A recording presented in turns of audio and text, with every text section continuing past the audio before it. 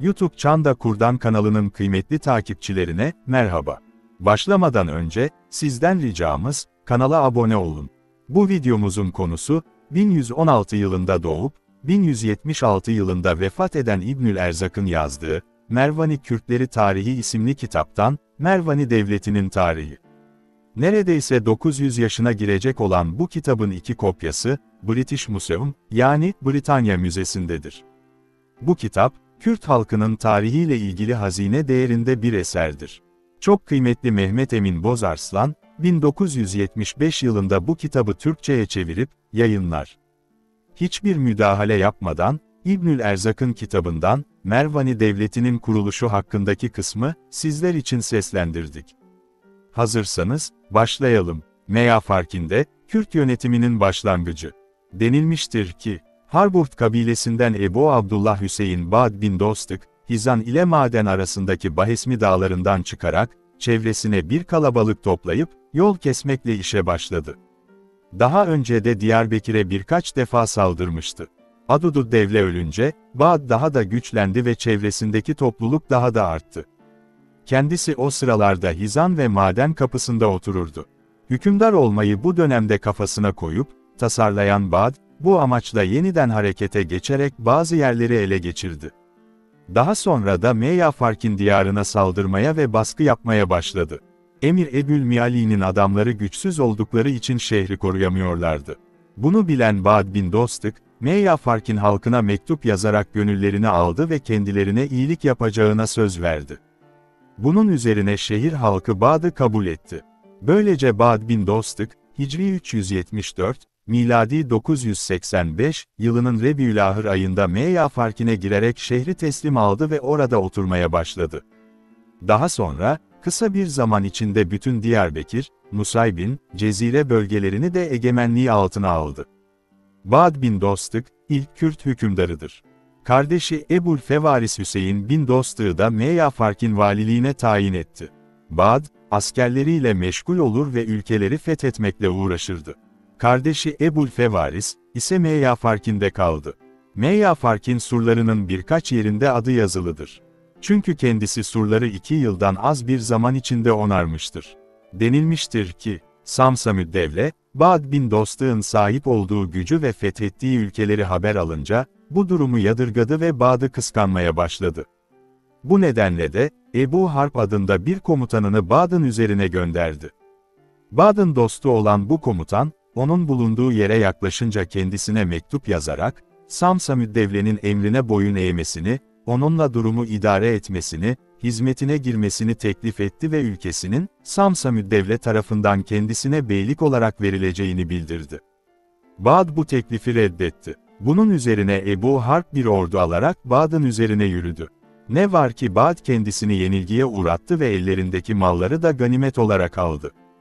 Bu suretle Ba'd'ın eline büyük ölçüde mal ve savaş malzemesi geçti.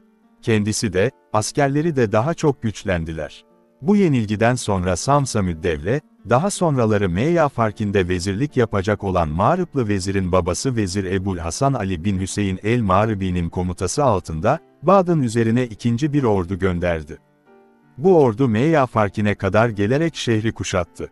Fakat Ba'd, zaman zaman bu ordunun üzerine, birdenbire saldırır ve askerleri öldürür, mallarını yağma ederdi. Bu yüzden vezirin ne Ba'd'a gücü yeterdi ve ne de kuşatmayı sürdürebilirdi. Nihayet oradan ayrılmak zorunda kaldı. Artık oradan oraya gider, bazı yerleri abluka ederdi. Ba'd ise peşlerini bırakmayarak, onlara karşı sürekli saldırılar yapar ve her defasında bir kısmını öldürürdü. Bir süre böyle geçtikten sonra, Ba'd'la başa çıkamayacağını anlayan vezir, kendisiyle barış yapmak zorunda kaldı ve Musul'a gitmeye karar verdi. Tilfafan mevkiine varınca, Musul valisi Ebul Kasım bin Sa'd bin Muhammed el-Hacib'le mektup yazarak durumu bildirdi. Vali de Ba'd'a yazarak barış teklifinde bulundu. Ba'd, bu teklifi kabul edince, iki taraf arasında Hicri 377, miladi 988 yılının Ramazan ayında barış yapıldı. Bu barış gereğince Turabidin şehri ve onun gerisindeki Cezire bölgesi, Musul valisine, ülkenin öteki bölgeleri de Ba'd'a verildi. Bu tarihten önce, Hicri 376, miladi 987 yılında Şerefüddevle Ebu'l-Fevaris Şirzil bin Adudüddevle, kardeşi Samsamüddevle'yi devirerek yerine geçmişti. Şerefüddevle 2 yıl 3 ay hüküm sürdükten sonra 28 yaşındayken öldü. Onun ölümü üzerine kardeşi Bahoddevle Ebu Nas Hasat bin Adudüddevle, kardeşi Samsamüddevle'yi serbest bırakarak yeniden hükümdar yaptı. Samsamüddevle, Hicri 379, miladi 990 yılına kadar hükümdar kaldı. Ondan sonra kardeşi Ebu Nas Haşad bin Adudüddevle hükümdar oldu. Bağd da onun hükümdarlığından hoşlandı. Zaten Bağd'la Musul valisi İbn Sa'd arasında sağlam bir dostluk kurulmuştu. O kadar ki, çoğu zaman Bağd kendisine yardım ederdi. Denilmiştir ki, bu sırada Hakkari ve başka bölgelerdeki Kürtlerden bir topluluk Musul'a saldırdılar, şehri yağma ettiler ve halka baskı yaptılar. Bağd bin Dostık, bunu duyunca askerleriyle birlikte Hasankeyf'ten çıkarak, Musul kapılarından ansızın bu adamlara saldırdı, çoğunu kılıçtan geçirdi, mallarını yağma etti, Vali İbn Sa'd'ın adamlarını ve Musul'u onlardan kurtardı. Bunun üzerine, Musul halkının gönlünde Bağd'a karşı büyük bir sevgi doğdu. Hicri 376, miladi 987 yılında İbn Sa'd ölünce, Bahoddevle Ebu Nas Musul'a gelerek yönetimi kendi eline aldı. Bağd bin Dostık'la daha önce yapılmış olan barışı koruyan Ebu Nas, Cezire'yi ve Tur Abidin'i de beylik olarak kendisine verdi. Bir süre böyle geçtikten sonra, Ebu Nas, Bağd'a mektup yazarak kendisi ile İbn Sa'd arasındaki şartlara dönülmesini teklif etti. Fakat Bağd bu teklifi kabul etmedi. Ebu Nas da durumu Halife Ta'ye bildirdi. Bunun üzerine halife, Sarir Nas bin Tase adlı katibinin komutası altında bir ordu hazırlayarak, Bağd'ın üzerine gönderdi. Bu ordu Bağd'ın üzerine yürüdü. Tur Abidin'de 2 ordu karşı karşıya geldi. Arkasından da, Nusaybin'e bakan tepe üzerinde savaş başladı. Bu savaşta Bağd'ın kardeşi Ebu'l-Fevaris bin Dostık öldürüldü. Cenazesi Meyya Farkine getirilerek şehrin dışında defnedildi, Ebu'l-Fevaris kubbeleri denilen yerde üzerine bir de kubbe yapıldı. Daha sonra bu kubbenin yanında başka kubbeler de yapıldı ve böylece birçok kubbe meydana geldi. Denilmiştir ki, Samsamüddevle ölünce ve yerine kardeşi Bahüdevle geçince, Hamdanoğulları ülkeye göz diktiler. Hamdanoğullarından bu sırada 2 emir yetişmişti. Biri Ebu Tahir, öbürü de Ebu Abdullah olan bu 2 emir de Nasiradevle Hasan bin Hamdan'ın oğullarıydı. Bu 2 kardeş, ülkesini almak için Bağd'ın üzerine yürüyerek bir süre kendisini izlediler. Bağd ise önceleri bunlardan kaçtı ve oradan oraya gitti. Daha sonra Tur Abidin'e geçti ve askerlerini orada topladı. 2 ordu arasında savaş başladı. Bu savaşta Bağd, at sırtında yenildi. Kendisi güçlü bir adam olduğu için, yenilgiden sonra başka bir ata binmek istedi ve kendi atının sırtından öbür atın sırtına atladı, fakat öteki ata ulaşamadan yere düştü ve göğüs kemiği kırıldı. Ağır yaralı olarak yerde yattığı sırada Hasan bin Hamdan'ın oğullarından biri gelerek kendisini kılıç darbeleriyle öldürdü ve üzerindeki silah ve elbiseyi aldı. Adam, öldürdüğü kişinin Bağd bin Dostık olduğunu bilmiyordu. Sonra kendisini tanıdılar, ellerini ve ayaklarını kesip Musul'a, oradan da Bağdat'a götürüp teşhir ettiler. Cesedi de Musul'a götürülerek yıkanıp kefenlendirildi ve namazı kılınarak orada defnedildi. Musullular, Bağd'ın ölümüne, tarif edilemeyecek kadar üzüldüler ve matem tutup ağladılar. Bağd'ın 14 Muharrem 380, miladi 991, pazar günü öldürülmüş olduğu söylenir. Mervanoğullarının, bütün Diyarbakır'a egemen olmaları. Denilmiştir ki, Harburtlu Mervan bin Kek, Bağd'ın eniştesiydi ve Bağd'ın kız kardeşlerinden 4 oğlu vardı. Bunların büyüğü Emir Ebu Ali Hasan, ikincisi Said, üçüncüsü Ahmet, dördüncüsü de Kek'ti. Bunlar, Siirt ile Maden arasında, Kermas denilen bir köydendiler. Bu köy hala Bayındır bulunmaktadır.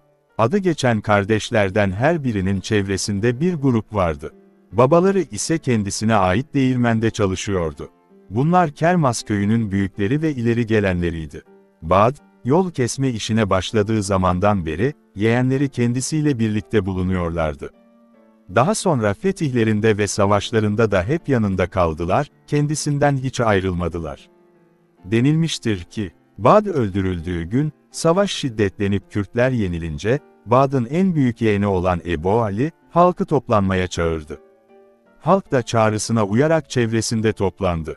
O da Hamdanoğullarının peşine düşerek onları ağır bir yenilgiye uğrattı ve mallarını yağma etti, adamlarının çoğunu da öldürdü. Emir Ebu Ali ve yanındakiler sonra Hasankeyf'e döndüler. Bağd'ın, Deylemli olan karısı da o sırada Hasankeyf'te bulunuyordu. Ebu Ali kendisiyle görüştü ve dayısının öldürüldüğünü bildirerek olup bitenleri anlattı. Kadın ne yapılması gerektiğini sorunca, Ebu Ali Meyyafarkin'e gitmeleri gerektiğini söyledi. Bunun üzerine derhal Meyyafarkin'e hareket ettiler ve Hicri 380, miladi 991 yılında şehre girdiler. Ebu Ali, yönetimi eline aldı, sonra Amed ve çevresindeki bütün kalelere en kısa zamanda egemen oldu. Ayrıca dayısı Bağd'ın karısıyla da evlendi. Hicri 382, miladi 993 yılında Rumlar, Ahlat, Menazgirt, Erciş ve Berger taraflarına çıktılar. Fakat Emir Ebu Ali bin Mervan, onlara saldırdı ve kendilerini yenilgiye uğrattı. Rumlar, Emir Ebu Ali'nin önünden kaçmaya başladılar. Ebu Ali, ertesi gün bütün İslam askerlerinin varacaklarını söyledi. Bunun üzerine, Rumlar barış istediler ve ülkelerine döndüler. Aralarında 10 yıllık bir silah bırakılması antlaşması yapıldı. Böylece Ebu Ali, ülkesini istikrara kavuşturdu. Hamdanoğulları ise Şam'a dönerek sahilde birçok yeri ele geçirmişlerdi. Böylece Ebu Ali, rakipsiz olarak hükümdar kaldı. Kardeşleri de hizmetinde bulunuyorlardı. Kendisi kardeşlerine ve ailesinin öteki fertlerine iyilik ederdi. Ebu Ali'nin başkentteki valisi Mem'di. Mem yaşlıydı, ama zeki ve tecrübeli bir adamdı, tecrübeler kendisini yüksek bir düzeye ulaştırmıştı. Mem, Ebu Ali'nin devletini yönetiyor ve en iyi tedbirleri alıyordu.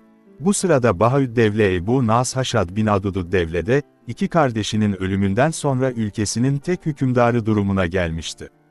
Erkek çocuklarından biri ölünce, son derece üzülmüş ve bu yüzden yere oturmuştu.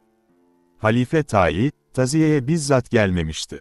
Oysa daha önce, 2 defa taziye dolayısıyla Samsamüddevle'ye başsağlığı dilemeye gelmişti, birincisinde Adududdevle, ikincisinde ise Müeyyidüddevle Ebu Mansur bin Samsamüddevle ölmüştü. Müeyyidüddevle Hicri 377, miladi 988 yılında ölmüş ve Samsamüddevle buna çok üzülmüştü. Halife Tayi, küçük bir sandalla kendisine başsağlığı dilemeye gelmiş ve fakat sandaldan inmemişti. Samsamüddevle evinden çıkıp kendisini selamlamış, elini öpmüştü. Aralarında teşekkür ve duaları kapsayan uzun bir konuşma olmuş, sonra halife evine dönmüştü. İşte Bahüddevle bunu bildiği için, halifenin, oğlunun ölümü dolayısıyla taziyeye gelme işine içerledi ve 19 Şaban Hicri 381, miladi 992 ya da Hicri 383, miladi 994 tarihine kadar bekledi. Sonra halifelik makamına giderek Tayi yakalayıp saltanat makamına getirdi, şahitleri, kadıları, hukukçuları, eşrafı, emirleri oraya çağırdı. Hazır bulunan Haşimiler ve Haşimi olmayanlar, halifeyi hallettiler. Tayin halifeliği 17 yıl, kimisine göre de 16 yıl 8 ay, bazılarına göre de 16 yıl 9 ay 5 gün sürmüştü. Böylece halk halifesiz kaldı. Denildiğine göre Tayi, birkaç gün bekletildikten sonra kulakları, birkaç gün sonra da burnu kesildi ve teşhir edildi, daha sonra da Batiha'ya sürüldü. Bahüddevle bir Alevi'yi başa getirmek istediyse de, bunu öğrenen halk dalgalandı ve karışıklıklar çıkarmaya başladı. Bahüddevle halkı yatıştırarak, Tayi tarafından öldürülmek istendiği için kaçıp Mühezzeb bin Umran sığınmış bulunan Ebul Abbas bin İbrahim el-Müttaki bin Cafer'i çağırdı.